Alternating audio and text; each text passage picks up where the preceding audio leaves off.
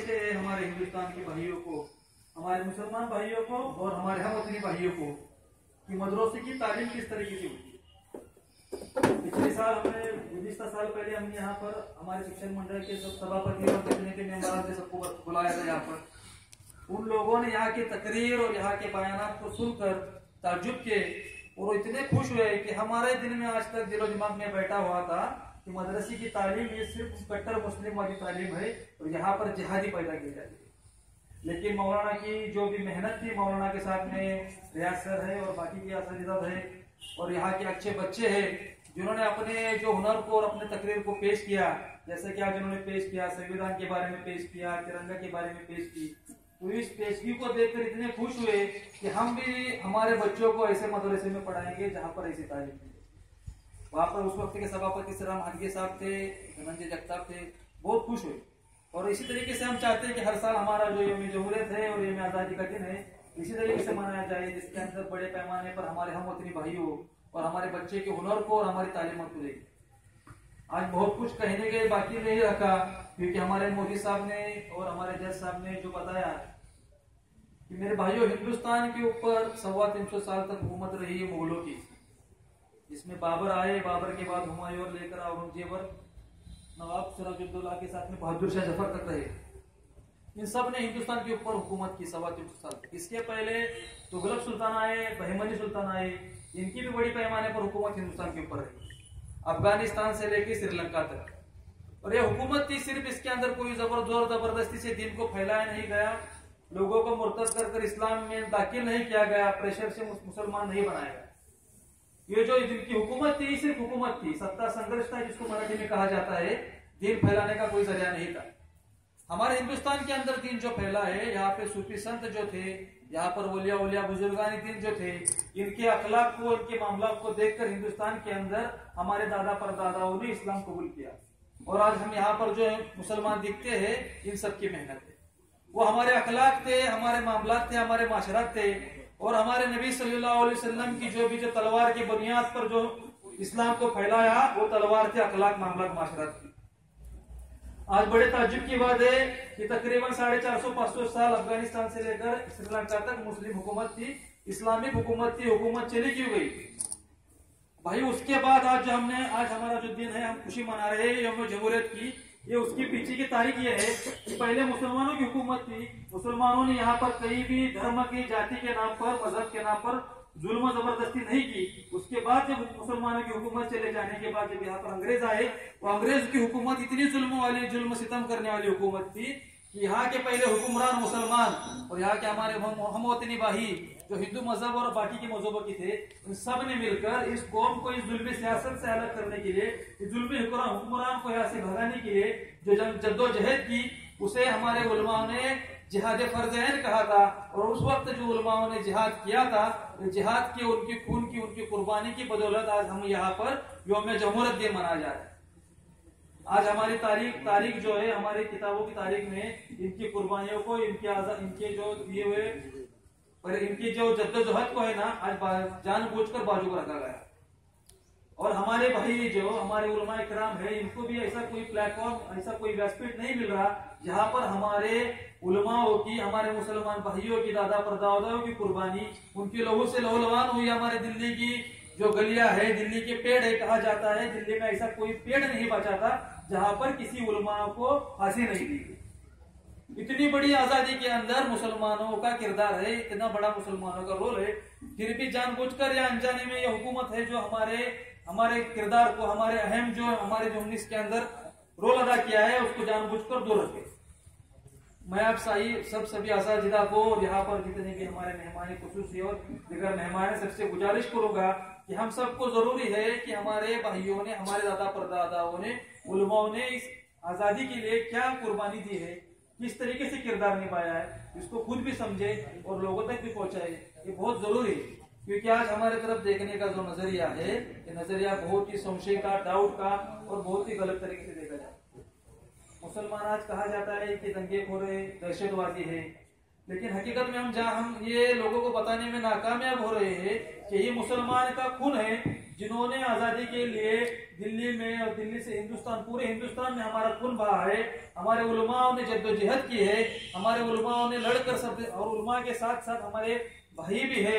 उस वक्त के जो सरहद गांधी बोलते हैं, जिनको सरहद गांधी बोले तो प्रतीक गांधी कहा जाता है, खान अब्दुल गफ्फार खान साहब को, मौलाना अबुल कलाम आजाद जी को, और ऐसे बहुत सारे अपने जो भी मुसलमान भाई थे, बुजुर्गान थे, उन्होंने कुर्बानी दी है। इस कुर्बानी को हम लोगों तक नहीं पहुंचाते कि भाइयों, ये मुल्क आजाद करने में हिंदू भाई का जितना किरदार है उतना किरदार हमारा भी है।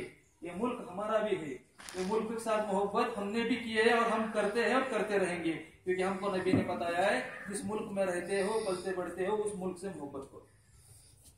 लेकिन हमें बताने में और हमको इस दुनिया के सामने पेश करने में नाकामयाब हो रहे हैं। ये हमारी सबसे बड़ी क्या बोलते हैं बदनसीबी। इस बदनसीबी को दूर करने के लिए भाइयों हमारे सामने एक बहुत बड़ा जरिया है कि हमारे उलमाओं के साथ बैठकर, उलमाओं की सोहबत में रहकर, उलमाओं से हम हमारे किरदार को, हमारे जंग आजादी के अंदर की लड़ाई को समझ ले और लोगों तक पहुंचाए। अब इसके अंदर बात आई कि अंग्रेजी की जुल्म हुकूमत हिंदुस्तान में आई कैसे, तो उसकी भी वजह है हमारे मुसलमान भाई। इतने साल से, जैसे हमको मोदी साहब ने बताया, 350 साल से हमारी हुकूमत हिंदुस्तान पे रही, जो मुगलों की थी। उसके पहले बहमनी थे, तुगलक थे, इन्होंने भी बहुत बड़े पैमाने पर हुकूमत की। लेकिन भाइयों, जो सब हमको नबी ने हमारे लिए गुनाह बताए हैं, वो सब गुनाह हमारे अंदर ठोस ठोस कर भर गए थे। उस वक्त मुगलों के साथ लड़ रहे थे निजाम शाह, आदिल शाह। उसके पहले भी जो भी मुसलमान हुक्मरान थे, इनकी हुकूमत की लड़ाई थी, दिन को फैलाने की जद्दोजहद नहीं थी, इनकी हुकूमत की लड़ाई थी। इसके वजह से आपसी तोड़ पैदा हुआ, आपस के अंदर तोड़ पैदा हुआ, हम आपस में लड़ते रहे। उसके बाद में जो बताए, जो हमको बार बार उलमा इकराम समझाते हैं कि आपस के अंदर की गिबत है, हसद है, जलन है, झूठा भुगतान है, एक दूसरे को हकारत की नजर से देखना है। ये सब वजह थी जिसकी वजह से हुकूमत चली गई। यह हुकूमत सिर्फ हमारी हिंदुस्तान से नहीं चली गई, स्पेन की भी हुकूमत 750 साल की हमारी चली गई, जिसकी बुनियादी वजह यह है कि हम एक दूसरे भाइयों को हकारत की नजर से देखते हैं। आपस के अंदर बड़े पैमाने पे तोड़ है, हम दूसरे को नीचा दिखाने की कोशिश में लगे हुए हैं। गिबत, चुगली, हसद, जलन, झूठा भुगतान हमारे अंदर ठोस ठोस के भरा हुआ। सबसे बड़ी मुसलमानों की हुकूमत जाने की, सबसे बड़े मुसलमानों को जलील होने की वजह मेरी नजर से यही है। तो मैं सभी से गुजारिश करूंगा इस दिन के मौके पर, हमारा ये जमहूरियत दिन है, हमारे हिंदुस्तान का जो जमहूरियत है, पूरी दुनिया के अंदर मैं फख्र से कहूंगा कि पूरी दुनिया के अंदर ऐसा मुल्क कोई नहीं है हमारे हिंदुस्तान जैसा। यहाँ पर हर जाति जमाती के लोग प्यार मोहब्बत से रहते हैं। कुछ लोग तो रहेंगे ही जो हमको नुक्ताचीनी करेंगे, हमारे बारे में बुरा कहेंगे, लेकिन हमारे अमल, हमारे अखलाक, हमारे माशरात और हमारे वतन से मोहब्बत, इनके गाल के नीचे तमाचे खींच के देंगे कि मुसलमान इस तरीके के होते हैं, तुम जिस तरीके के बताते हो उस तरीके के मुसलमान नहीं होते। मुसलमान मौलाना आजाद जैसे होते हैं, मुसलमान शहीद अब्दुल हमीद जैसे होते हैं, मुसलमान अपने साइंटिस्ट अब्दुल कलाम जी जैसे होते हैं, कि जो वतन के, जो बोलते ना बैतुल माल के ऊपर उनको कोई भी अपना हक नहीं जताते अपने माल से कुछ। जैसे हमारे बहुत बड़े हुक्मरान औरंगजेब रहमतुल्लाह अलैह ऊपर गए, उन्होंने भी कभी जुल्म नहीं किया। एक दूसरी फकर से बताने की बात है कि हम जिस अभी शहर में रह रहे शाहूनगर में, इस शहर को राजधानी जो बोलते हैं, कैपिटल जो बोलते हैं ना, कैपिटल राजधानी औरंगजेब रहमतुल्लाह अलैह ने बनाया। संभाजी राजे के जो लड़के थे, महाराज छत्रपति शाहू महाराज, इनको यहाँ पर गद्दी पर लाकर बैठाकर अजिंक्य तारा ये जो है हमारे स्वराज्य की राजधानी औरंगजेब रहमतुल्लाह अलैह ने बनाई। इतना बड़ा इतिहास मुसलमानों का है। आज के दिन में मैं आपसे एक गुजारिश करूंगा कि भाइयों, ये जो जमहूरियत है और हमारा किरदार है, हमको बाकी रखना है, हमारे नबी के फरमान दुनिया तक बताना है, हमारे अखलाक और अपने मामलात माशरात के जरिए से मुसलमान क्या होता है सारी दुनिया को दिखाना है, और हमारा खोया हुआ जो पोजीशन है, हमारी खोई हुई जो तख्त है, हमारे खोई हुई जो हैसियत है, हमको वापिस लाना है। उसके लिए हमारे पास एक ही हथियार है, अल्लाह का हुक्म, नबी का तरीका, हमारे अखलाक मामलात माशरात, और इसी के जरिए से हम हमारी जो खोई हुई पोजीशन वापस ला सकते हैं। सबसे मेरी गुजारिश है कि जैसे मौलाना मदनी साहब आए, अल्लाह ने उनको इतना बड़ा अहुदा नवाजा है क्योंकि ये सिक्योरिटी थी। आज हमारे जहां पर हम मौलाना तारिक जमील जी के बयान सुनेंगे, बड़े बड़े उलमाओं के बयान सुनेंगे, और सबका जोर आज है हसद, गिबत, चुगली, जलन, ये जो बोलते हैं ये बीमारी के ऊपर है। हमको इस बीमारी से बचना है और हमारे अखलाक मामलात से। वो बोलते हैं, बड़े फरमाते हैं कि मुसलमानों की ताकत, अल्लाह की ताकत के बाद में अगर कोई दूसरी ताकत होगी बड़ी, तो मुसलमानों की जोड़ की ताकत। हमारी एकता की ताकत है। हमारे को एक बनना है, इसलिए नहीं कि कुछ अलग गलत काम करे, हमको एक बनना है हमको कौम की तरक्की के लिए। हमारी कौम की तरक्की जब तक नहीं होगी तब तक हिंदुस्तान की तरक्की नहीं होगी। कल जो अखबार में आया 14% मुसलमानों की आबादी हिंदुस्तान के अंदर है। भाइयों अब तो रिकॉर्ड 18 से 22% मुसलमान हिंदुस्तान के अंदर रहते।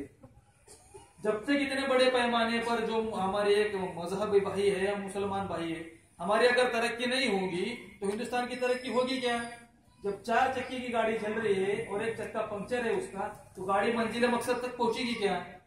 तो इसलिए जरूरी है हमको हमारे हुक्मरानों को भी बताना है कि भाइयों हम कमजोर है, एक पैर में आपके पोलियो हुआ है, जब तक आप इसको ठंड नहीं करेंगे, इसको तंदुरुस्त नहीं करेंगे, हम हमारे मुल्क को दुनिया के अंदर महासत्ता नहीं बना सकते। तो इसलिए मेहनत हमको करना है, आपसी तोड़ को भूलना है। किसी के बारे में कोई भी गलत ख्याल हो, बुरे बातें हो, बुरे जहन में हो तो गिबत हसद जलन से रोकना है, झूठे भुगतान से रोकना है। हमको खुद पे तरक्की पे जाना है और हमारे मुल्क को तरक्की पे जाना है। मैं इतना कहकर मुझे यहाँ पर बोलने का मौका दिया, इसलिए मदरसे के मोहतमी मौलाना तौहीद साहब, दिगर असदार और सब यहाँ पर मेहमान खुशी दिया है, जज साहब है, मोदी साहब है, सैयद साहब है जो हमारे रहबर है, इन सब का मैं शुक्रिया अदा करता हूँ और सबको फिर एक बार मुबारकबाद देता हूँ कि अल्लाह ताला हमारे मुल्क के अंदर मुसलमानों का खोया हुआ मर्तबा वापिस मिला कर दे। एक दुआ कर बस करता हूँ। जय हिंद।